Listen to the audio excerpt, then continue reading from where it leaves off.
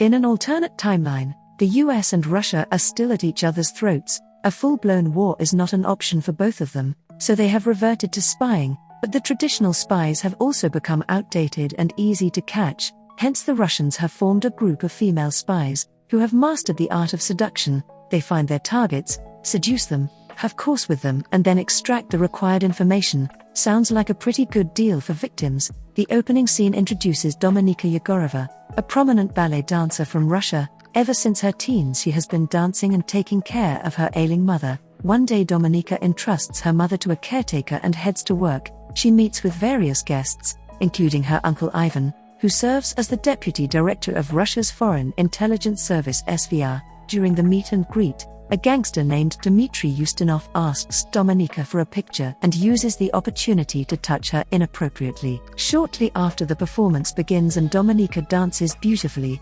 impressing the audience. Unfortunately, soon her dance partner jumps and lands on her leg, breaking it badly. As a result, Dominika is rushed to the hospital for emergency surgery. Following this, we are introduced to Nate Nash, a CIA agent working in Moscow.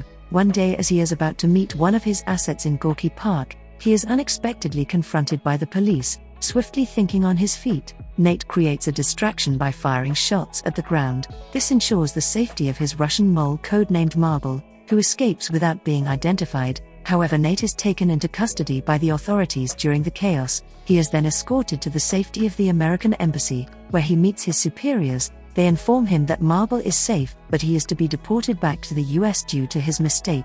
The next day, Ivan visits the director of the SVR and General Vladimir Korchnoi. They show him video footage of Nate's meeting in Gorky Park and explain that their primary interest lies in the unidentified individual. The scene then shifts back to Dominika, who wakes up in a hospital bed to discover that her leg is now encased in a metal frame. She is devastated when she realizes that she will never dance again. Months pass, but Dominika is still walking with the help of a cane. One day Uncle Ivan visits her and reveals that her replacement has been found, which means that her workplace will no longer provide her with any benefits. Hence he offers to help Dominika and asks her to come to him once he's ready. Before leaving though, he hands her an envelope containing intimate pictures of her former dance partner and her replacement, as well as a recording of their conversation, which implies that her partner intentionally caused the accidents so that his girlfriend could take her place. This revelation angers Dominika, so she goes straight to the theater to keep an eye on her former partner and his girlfriend.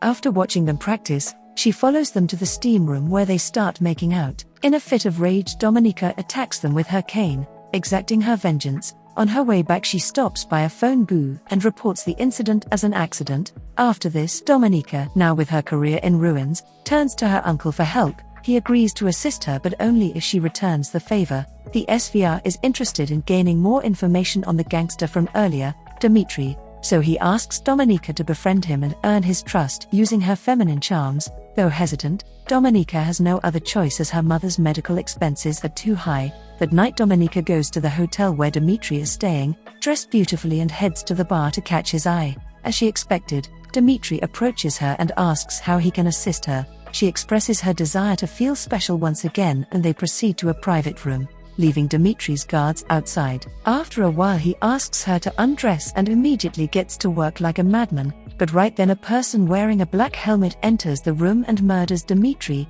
The intruder then throws a coat at Dominika to cover her bloodied body and rescues her through the back door. The man turns out to be an SVR agent named Konstantin, sent by Ivan. Soon after, Ivan comes to Dominika and presents her with a choice: either become an SVR operative or face execution for witnessing Dmitry's murder. As expected, she chooses to work for them.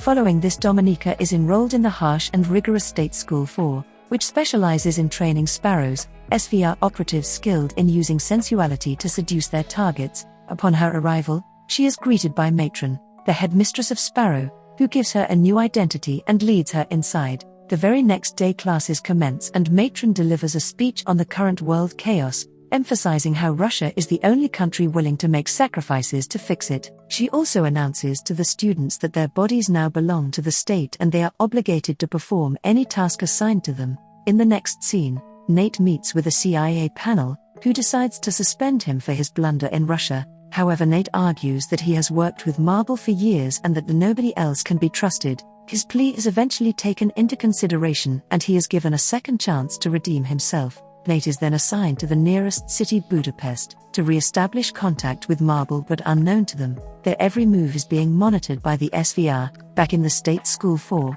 Matron teaches the sparrows how to identify what their target wants. She displays several images on TV and asks them to identify their wants. The first one is incorrectly answered by an arrogant student named Victor and Dominika corrects him. This makes him the laughing stock in front of everyone. Another female student correctly guesses the second and she is summoned to the front of the class in order to satisfy a guy. The girl gets down on her knees, however she is unable to do so. The following day the students are asked to welcome a troop of soldiers who have recently returned from combat. Dominika selects a young man and takes him to a private room where she pleases him. Later the performance is observed by Matron and the other students. Matron comments on Dominika's performance, saying that her technique was good but she still hasn't learned to give herself up. After class, as Dominika is taking a shower, Victor comes from behind and tries to assault her, but she bravely defends herself by hitting him with a water tap. The incident causes a huge uproar and General Vladimir himself arrives at the school to investigate. He asks Dominika why she did it, to which she responds that she serves the state, not her fellow student. In the next class, Dominika is called to the front by Matron while Vladimir watches through a CCTV camera. Matron presents a picture of Victor and asks Dominika to identify his desires. Just then Victor is brought into the room and Matron orders Dominika to give him what he wants. Our protagonist undresses herself and sits on the table with her legs open, egging him to take her. However, Victor, who is still terrified from the earlier incident, leaves without even touching her. Dominika then answers Matron's question that he wants power. This impresses Vladimir, so he assigns her to a mission in Budapest. Her job is to gain Nate's trust and reveal Marble's identity. Agreeing to the mission, Dominika travels to Budapest and shares accommodation with fellow Sparrow, Marta, under the supervision of SVR Station Chief Maxim Volontov. She then begins following Nate and goes to the same swimming pool where he goes. She intentionally bumps into him and has a brief chat, pretending to be a translator for the embassy. The next day Dominika heads to the swimming pool but doesn't find Nate there. Furthermore, she learns that her ID is missing. It turns out that Nate has already figured out that she's a Russian spy trying to uncover Marble's identity. He reports this to his superiors and recognizes her potential value. Hearing this, his superiors grant him permission to get closer to Dominika to gather more information. Later Dominika visits the embassy and discovers Marta talking with an American politician named Stephanie Boucher. Not long after, Nate approaches Dominika and confesses to taking her ID from the pool. Upon realizing that he's aware of her mission, she reveals her true intention. The two then have a short conversation and agree to meet for dinner. The following day, afterwards, Dominika returns to her apartment and searches Marta's room, where she discovers that Marta has been tasked with buying confidential information from Stephanie. The next day after work, she tails the station chief Maxim to a bar and requests him to provide her more time by sending a good report to Moscow. In order to make him do so, Dominika prods him into hitting her. Now that his act is caught on cameras, she blackmails him into sending a better report or else she'll turn him into the police. Meanwhile, Nate is waiting for her at the restaurant, but when she doesn't show up for a long time, he leaves assuming that she ditched him. Unbeknownst to him, Dominika follows him to his place. She rings the doorbell and he covertly lets her in. Nate frantically inquires how she found his place and Dominika turns up the TV volume to ensure that they can't be overheard before asking him about what happened in Gorky Park. After receiving the answer, she kisses him, but he stops her midway and asks her to go home. The following day, Dominika receives an unexpected visit from Ivan, who wants to check on her progress with Nate. Feeling pressured to buy more time, she makes up a lie and tells him that she's also working on Stephanie's case with Marta but will require additional funding. Ivan gives it a thought and decides to leave for now. While getting his coat, Dominika manages to sneak a look at his passport to gather intel on him. Later that evening, Dominika returns home to shockingly find Marta's lifeless body in the bathtub. Before she can even comprehend what happened, Constantine, the same SVR agent from earlier, appears from behind and grabs her by the neck. He then explains that this is what happens to those who share secrets. Meanwhile, Nate informs his superiors about Marble's new message, which confirms that Dominika is a Sparrow. Although his superiors view her as a threat, Nate believes that she's still recruitable. The next evening, he brings Dominika to her apartment and admits that he knows her real identity. Dominika in turn reveals her story, emphasizing that her only concern is her mother's safety. Nate then offers her a deal to become a double agent for him, promising her protection in return. After thinking it over, Dominica asks if she can trust him. He assures her that she can, and the two end up becoming intimate. In the morning, Dominica meets with Nate's superiors, who subject her to a lie detector test to assess her reliability. When she passes the test, she asks for money, claiming that she can buy them information from Stephanie Boucher.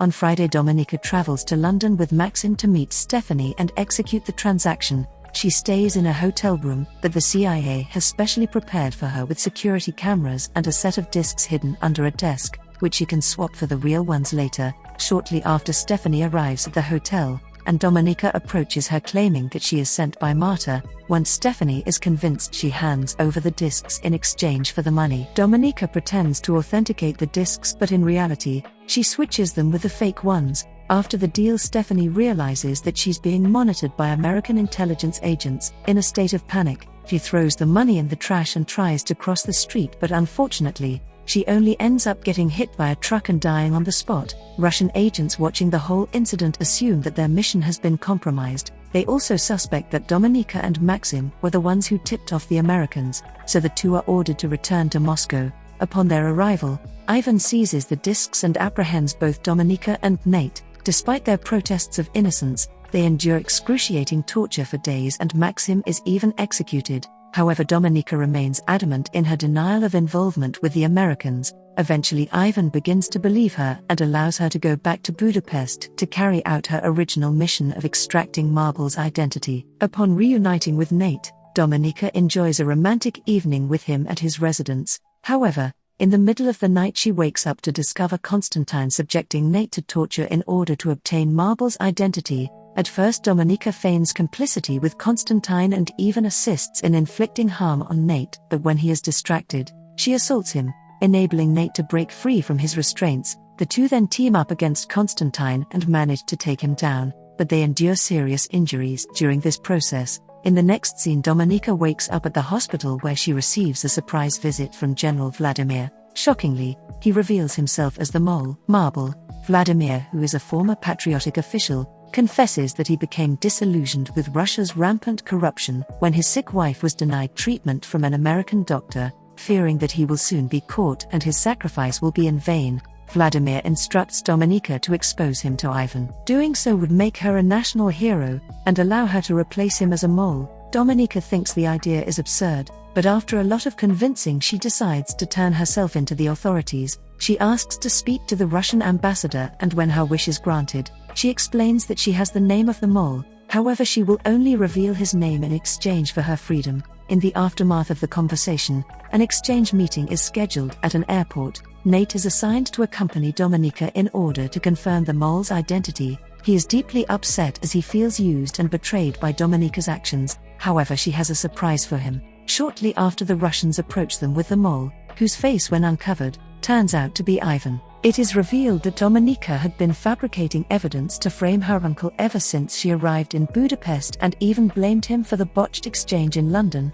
Shocked, Nate quickly confirms Ivan as the mole, and just after the exchange, Ivan is shot by a Russian sniper. After the exchange ends, Dominica is taken away on a helicopter. In the final scene, we see her being honored in a Russian military ceremony, attended by General Vladimir. Dominica is now living a good and free life with her mother, something which she had always dreamt of. Subscribe for more videos like this, turn on notifications and leave a like to help the channel out. Thank you for watching.